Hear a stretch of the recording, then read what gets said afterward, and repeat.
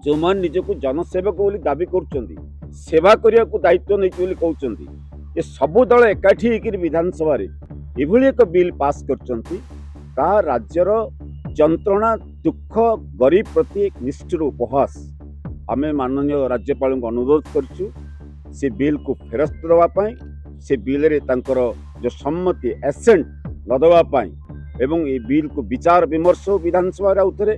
विधानसभा बाहर विचार विमर्श हो ओडिशा रे पाइबे विधायक 3,45,000 बीजेपी तो गुजरात हूँ गोटे शासित राज्य गुजरात रे दरमा हूँ 1,10,000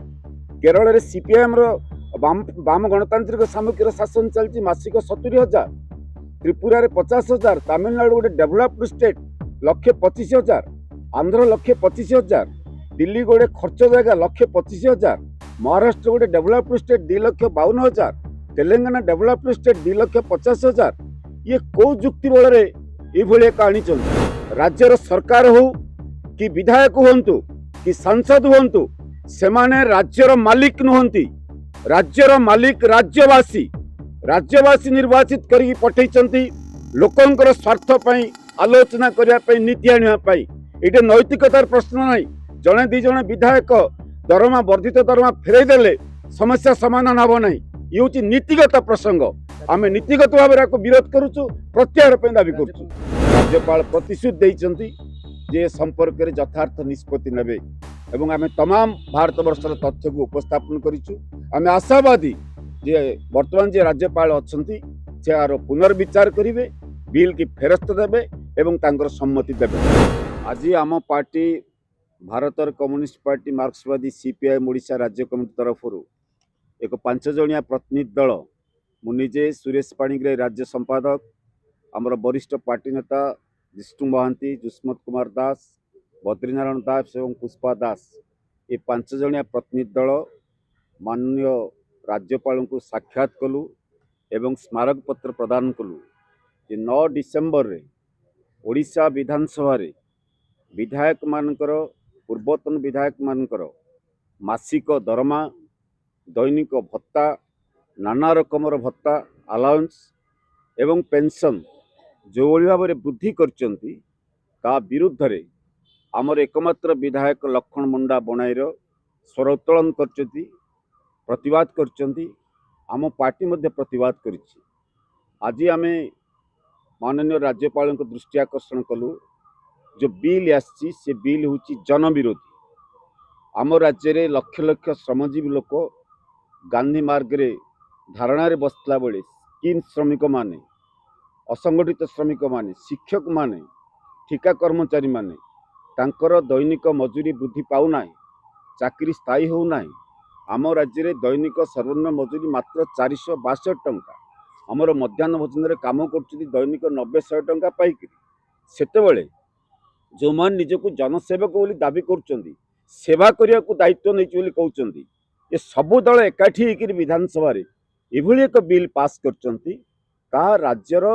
जंत्रणा दुख गरीब प्रति एक निष्ठुर उपहास आम माननीय राज्यपाल को अनुरोध करुँ से बिल को फेरस्त देवाई से बिल रे तांकर जो सम्मति एसेंट नदेवाई एवं ये बिल को विचार विमर्श हो विधानसभा उतरे विधानसभा बाहर विचार विमर्श हो श्रमजीवी चाषीर दाबी पूरण ना बेले विधायक माने आपण पाखे तथ्य रही आपण तथ्य को धरिकी आम कहूँ ओडिशा रे पाइबे विधायक 3,45,000 बीजेपी तो गुजरात हूँ गोटे शासित राज्य गुजरात रे दरमा हूँ 1,10,000 केरल रे सीपीएम वाम गणतांत्रिक सामूहिक शासन चलती मासिक 70,000 त्रिपुरा रे 50,000 तमिलनाडु गोटे डेभलप्ड स्टेट 1,25,000 आंध्र 1,25,000 दिल्ली गोटे खर्च जगह 1,25,000 महाराष्ट्र गोटे developed state 2,52,000 Telangana developed state 2,50,000 ये कौ जुक्ति बल एक आनी आम राज्य सांबादिक मान केते दरमा पाउछ आम राज्य सकल स्तर श्रमिक कर्मचारी मजूरिया मान केते दरमा पाउछ ये विधानसभा को पठा जाइछि लोकन कथा विचार करिया पे आमे गणमाध्यम रे रोकठोक करिया पे चाहूँ राज्यर सरकार हो कि विधायक हूँ कि सांसद हूँ से माने राज्यर मालिक नुहंती राज्यर मालिक राज्यवासी निर्वाचित करी पठेइचंती लोकंकर स्वार्थ पई आलोचना करने नीति आने ये नैतिकतार प्रश्न नहीं। जड़े दी जड़े विधायक दरमा वर्धित दरमा फेरईदे समस्या समाधान हम ना। ये हूँ नीतिगत प्रसंग। आम नीतिगत भाव में विरोध करुचु, प्रत्याहार दाबी करुचु। राज्यपाल कहले आपण गणमाध्यम आम कह चाहूँ बिल बर्तमान सुधा राज्यपाल पाखे पहुंची विधानसभा यहाँ पास है 9 तारिख में, आज गला 15 तारिख 6 दिन है बर्तमान सुधा राज्यपाल महोदय पाखे बिल पहुंची ना। राज्यपाल प्रतिश्रुति देइचंती जे संपर्क में यथार्थ निष्पत्ति नेबे एवं आम तमाम भारत वर्षर तथ्य को उपस्थापन करिचु। आम आशावादी जे वर्तमान जे राज्यपाल अच्छंती से पुनर्विचार करेंगे, बिल की फेरस्त देवे एवं तांकर सम्मति देवे ना।